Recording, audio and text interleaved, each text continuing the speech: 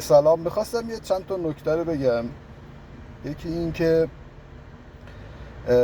محمد رضا شاه فقید برای نسل ما داشت پدری میکرد و از این بابت ما هممون شاهزاده هستیم و این یه حقیقت تاریخیه که شاه بین فرزندان خودش و فرزندان مردم هیچ فرقی نمیذاشت.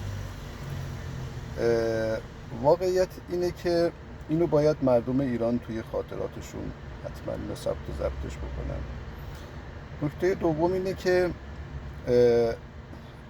الان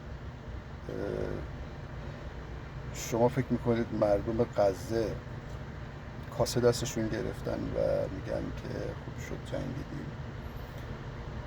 به نظر من جنگ همه جوره بده و اینکه انتظاری که از یک شاهزاده میره اینه که در این شرایط یه روز اینو بذارید یک پرچم سفید دست بگیرید، از خونه بیاید بیرون، پرچم نشد یه شال بندازید، شال سفید بندازید نشونتون، یه کلاه سفید بذارید و به دنیا بگیم که ما جنگ طلب نیستیم و میخوایم یک راهی غیر از جنگ جلوی پای ما گذاشته بشه